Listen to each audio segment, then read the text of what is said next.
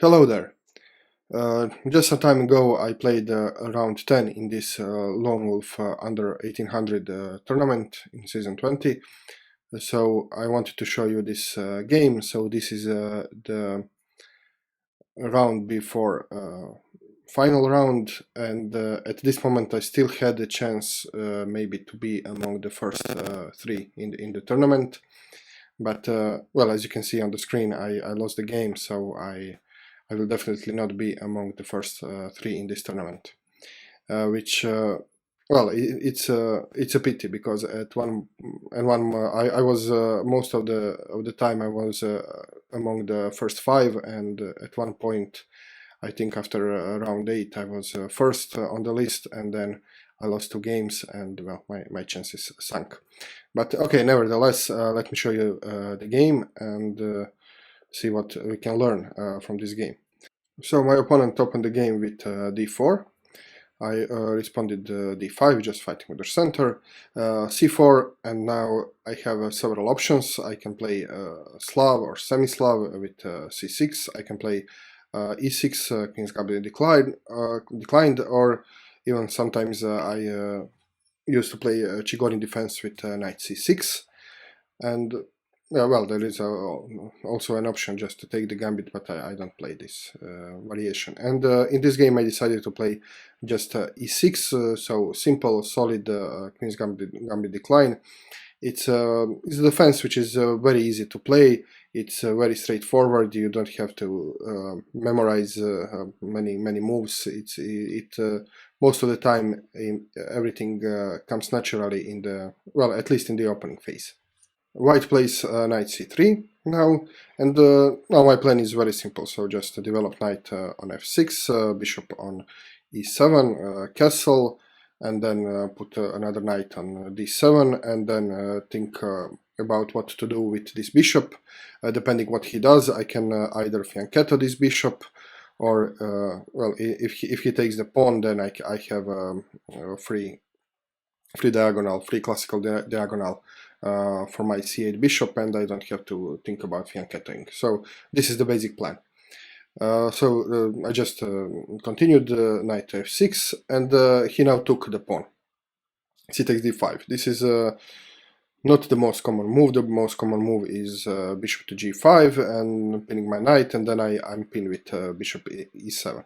But okay, he took the pawn, and now like I said, I don't have to think about b6, this Tartakover variation, but I can just take the pawn, and now my bishop has this classical diagonal for its future prospects. Bishop to g5 now from my opponent. I responded bishop e7, just standard stuff. E3, again, standard move. Castle. Okay, so this is what you want to do when you play Queen's Gambit declined. So this is everything you have to remember, basically, just to develop. And also this move h6 is played in Queen's Gambit decline sooner or later. It's a good move, which I will show you. It takes care of some of the white's threats. It creates a window for the king. Maybe in the end game you don't have to worry about being back rank mated, and also it puts a question to this bishop. So if you need to remember something, then you remember these moves, and maybe h6. White plays bishop to d3 now, and at this moment I was a little bit unfamiliar with this setup. I didn't have a chance to play this setup very often, so when he takes the pawn and then develops the bishop on d3. But okay, it's like I said, it's the defense which most of the time you can just follow common sense and you will not be wrong here. So I played c6 here. So this is also a useful move because, well, this d5 pawn needs our protection. It's never wrong to protect it once more. You don't have to worry about this diagonal for your bishop, so you can close this diagonal because your bishop can go here. And well, this is just something you play. If the pawn were can I do this? Yes, if the pawn were here, for example, then it's the other story. Then you go for the fianchetto. Okay, c6, queen to c2, and now this useful move h6 is in line because well, there is a threat of capturing this pawn, which is protected only by the knight. So if he takes the knight, then he can capture my pawn. So by playing h6, you take care of this threat. Now he cannot capture the pawn because the pawn isn't on h7 anymore. And also, like I said, you create a window for your queen, for your king, sorry, and you put the question mark on this bishop, and it's all around useful move, and it doesn't cost anything because it comes with the tempo. So bishop h4, typical response, and now I continue my development. Knight b to d7, knight to f3. Okay, now at this moment you can see that I spent quite a lot of time because like I said, I wasn't very familiar with this opening. I mean, I am familiar theoretically, but I didn't have a chance to play this opening, so I had to think about some stuff here, and also I was a little bit distracted in the beginning of the game, so I wanted to take my time, not to blunder something. Okay, and now let's think about this position. This is a Carbard structure, famous Carbard structure with this constellation of pawns. And now the title of this video is Know Your Structures, because I think if you want to study openings, and at one moment you have to study some kind of openings, just to know what to do in the middle game. And if you watch my channel, I spoke several times against learning the openings the classical way, I mean move by move.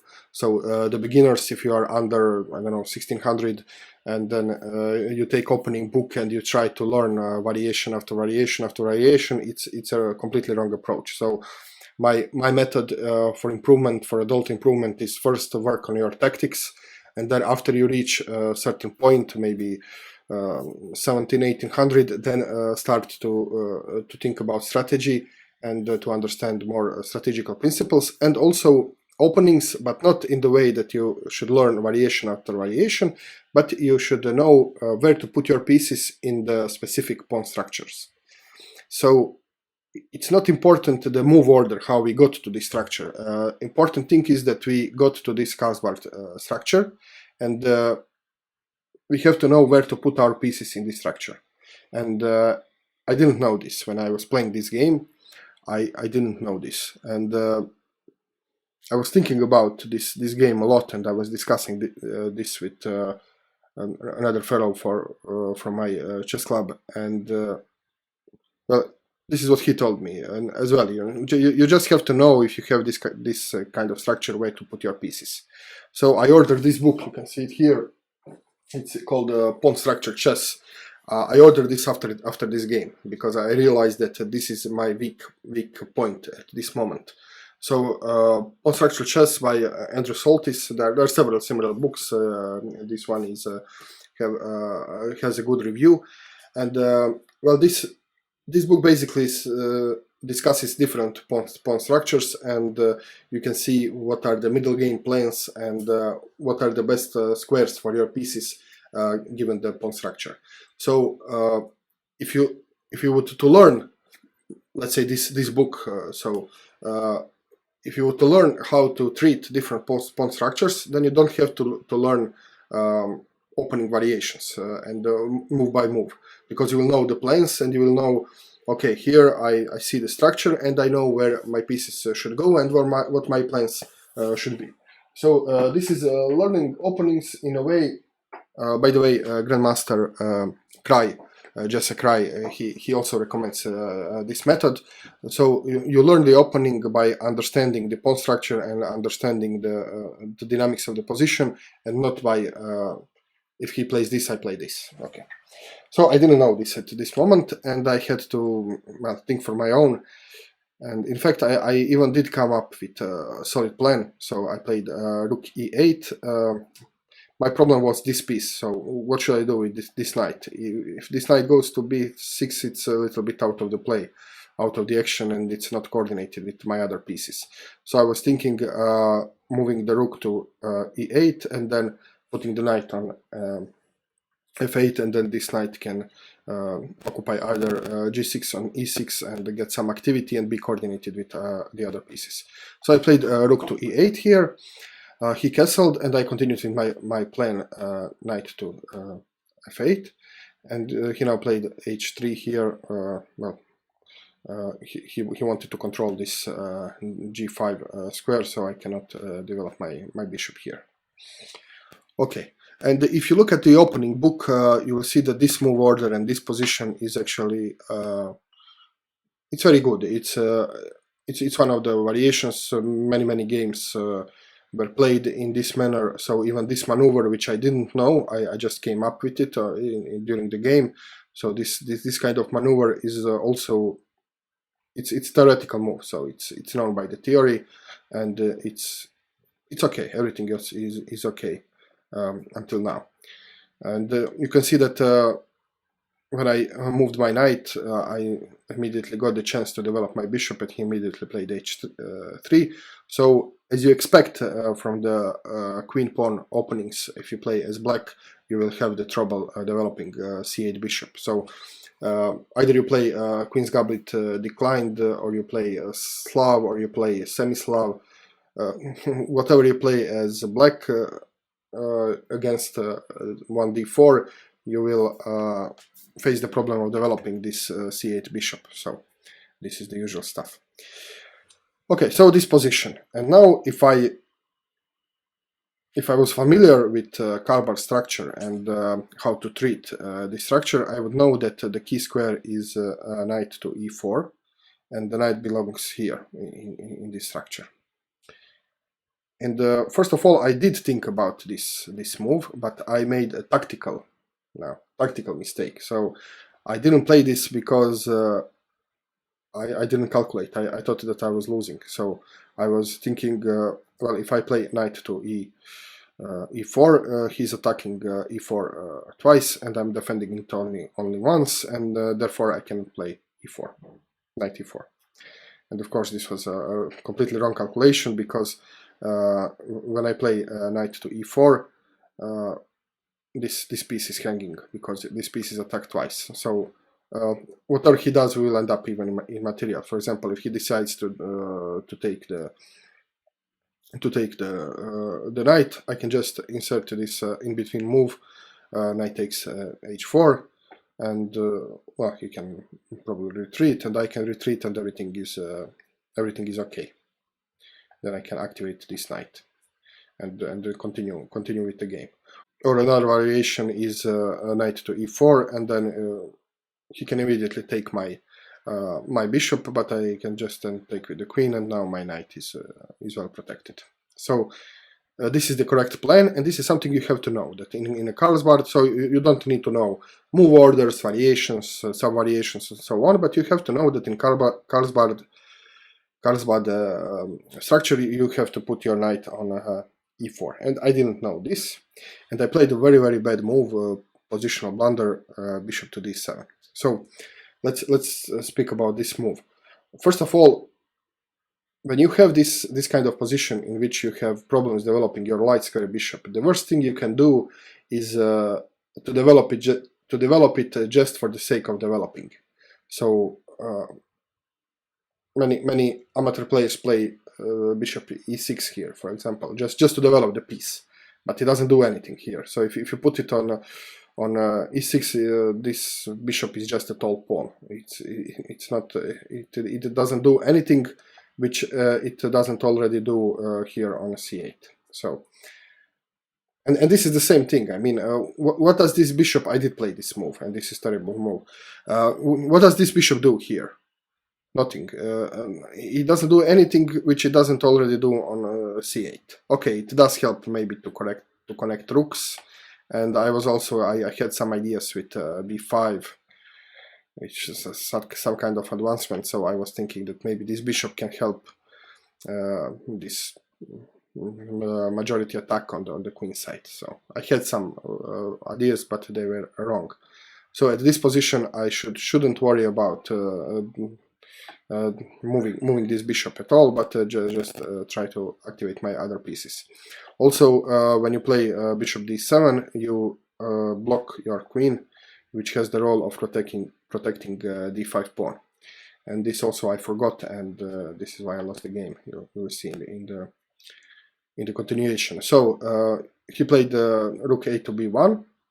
Now he's going for minority attack. So this is the strategy from white. He wants to undermine my c pawn, so he'll play something like this. So it doesn't matter. He can choose different move orders depending on where my pieces are. But he wants to undermine my c pawn and make it a backward pawn. So if he would somehow manage, for example, to take this pawn, I take the pawn back, then this pawn is a permanent weakness in my position because this is a backward pawn.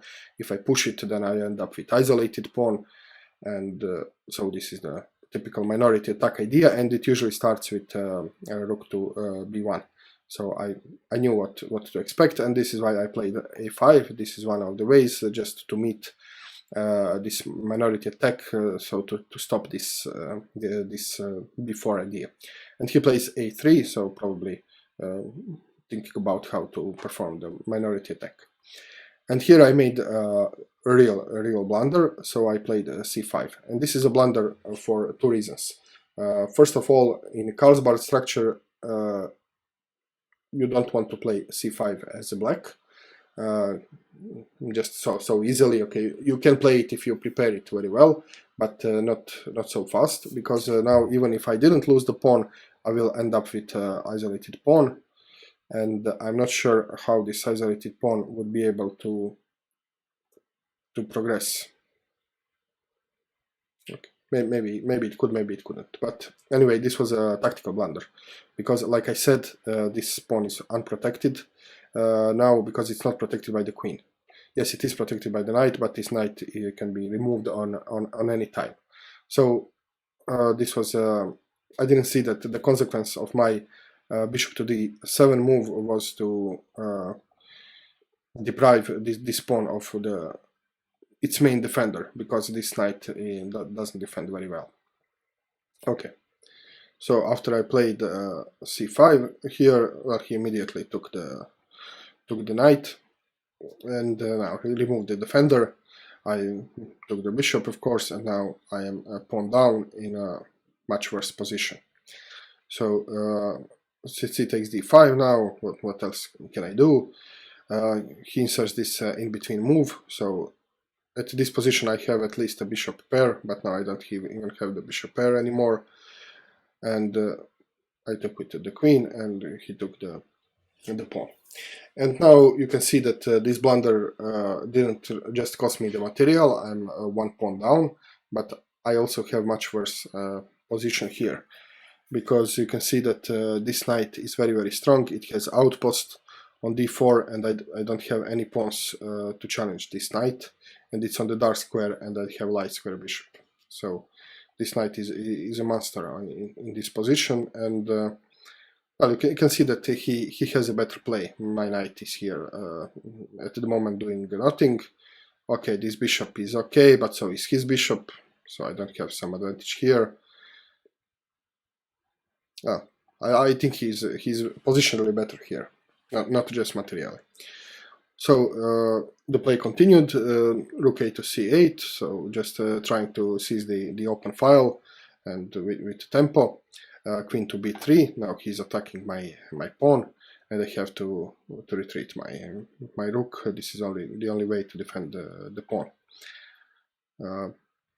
Bishop to b5, offering the exchange, in fact forcing the exchange, because you can see that my bishop is pinned, so I cannot just move this bishop so easily. And now, okay, he wants the exchange. Our two bishops are equally worth, and he thinks that he's up in a material, and he has a better position. So I think it's okay move. It's a good decision from my opponent. So I have to take. He took with the knight. Now I need to activate this knight if I want to have any counterplay. So I played the knight to e6 here, trying to activate my knight somehow. he now puts the rook on the c file. He occupies the open file, and you can see that this file is the most important in the position, because the d file it can be closed, but this file cannot be closed. So queen to e7. So my idea was, I was thinking about this knight, how to activate it, how to put it closer to the center, closer to the enemy camp. So I saw this possible square for my knight, and which can even maybe be supported by the pawn. So I played this queen e7, now overprotecting this pawn, and also making the possibility to jump with my knight to activate my knight. Rook to c2, so now he wants to double on the open file, logically. Okay, knight to c5, so I did gain some activity with my knight, even with tempo. Queen to d5, centralizing the queen, and also double attacking by knight, so I have to do something about this. b6, okay, now my knight has some support. Rook b to c1, so he's doubling on the c file. So well, my concern here is how to activate my pieces. So okay, I did lost this game, and this is not a very good example, but maybe the way of thinking was not wrong. So if you compare this position, just let me go a little bit back. Okay, so you can see that from this point on, I'm thinking about how to activate my pieces, how to put my pieces in the play, how to centralize the pieces, how to make them do something useful. So first of all, I did it with my knight. So if you can see all this, also the queen. So well, I think that well, this king side is pretty locked up, and all the action is going on the queen side. So I wanted to. I think the queen is better on e7 than it was on f6. So it's more closer to the action. And then you can see later, now I managed to activate my knight, to put my knight in the center, and I'm trying to solve one problem at a time with my pieces. So after he doubled the rooks, I was thinking about this rook, because this rook doesn't do anything. So I activated my rook a to d8, also with the tempo. So I have some kind of control over the d file. Queen to f5. Now he's still making pressure on my knight, and well, his queen is sticking near the center of the board, and it makes her very, very active. g6, I just wanted to move the queen away, to kick it back a bit, and queen f3. Okay. You can also see that there were some fork ideas. So maybe I was hoping that he might blunder, and I could insert some kind of fork here. But okay, it never happened. So okay, kicking his queen away, queen to f3. Okay, and now I had a good positional idea, so I centralized my queen here, and this was in fact I just remembered. When I analyze these games, I often don't remember what I was thinking always, but it comes to me from time to time. So yes, the idea of g6 was to activate my queen. I think I was thinking about this, because he cannot. Where can he go with his queen? If he goes here, for example, then I have. So if he goes to f4, I have this fork.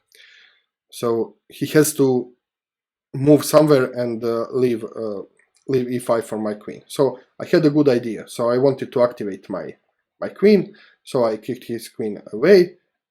He has to move on a rather passive square, and then I get to activate my queen. And I was very happy that I managed to do this. So now my queen is in the center. My knight is on the outpost and is very active.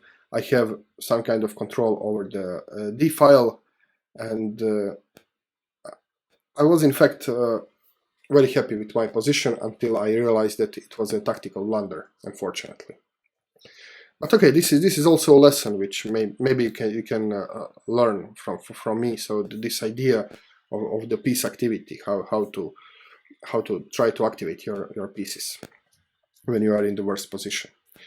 And now he played this knight to d4, and in this moment I realized that queen to e5 was a blunder, because he has now this very strong fork on c6, and you can see that c6 is protected, and on c6 he attacks 3 of my pieces. So there is no way I can save all 3 of my pieces. So if I move my queen, he'll just fork my 2 rooks. If I take the rooks, if I take the knight, I lose the exchange. So this was the losing blunder. So I played queen to d5, and he of course just took the opportunity to fork me. There are some tricks here. So if he is not after queen to d5, if he is not careful to do the exchange in the right move order, he can still make a mistake and end up not winning the material.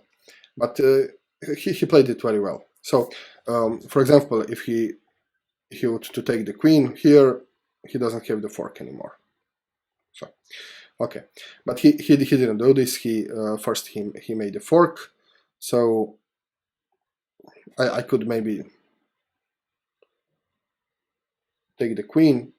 He can take back, and I'm still under the fork. Maybe I can threaten to take his rook here. So if he takes, I take, he takes, I take. So you can see that there are several move orders in which he could have made a mistake. So this move, when I was thinking what to do, I could just take the knight here and then take the pawn, but I will lose it anyway. So I was thinking what move will be the most trickiest, or I don't know how to say it. So the move which will be which will give him most of the opportunity to make a mistake. And this is also, well, maybe a lesson from this game which you can learn is when you are tactically losing and you know that you will lose exchange or material or something, then you can make it for your opponent as hard as it gets, and maybe hope that he will make some mistake. So queen to d5 here, and he could make the mistake, but he didn't. But he played this correctly. So knight c6. I inserted the knight to d3, hoping still for something, I don't know what, and then he took the queen, of course. I took the queen back, he took the rook, and now you can see that if I take the rook, he'll just be a full piece up in the endgame. So at this moment I resigned the game. Okay, thank you very much for watching. I hope you'll find this instructive. I try to analyze my games as honestly as I can, and I try to take some lessons from each game, and to offer you some lessons, and also to learn from myself from my mistakes. And this is the most efficient way to improve your positional understanding, your general understanding of chess, is to analyze your games. So this is what I'm doing for my benefit, and I hope for your benefit as well. And well, what you can take home from this game is that at some point you have to be aware of typical ideas and plans connected with specific pawn structures. So I hope after I read this Soltis book that I will be better at this aspect of the game. Thank you very much for watching. If you like this video, please click the like button, share the video with your friends, subscribe to my channel if you didn't, leave the comment below, and I will see you very soon with a new analysis. Cheers.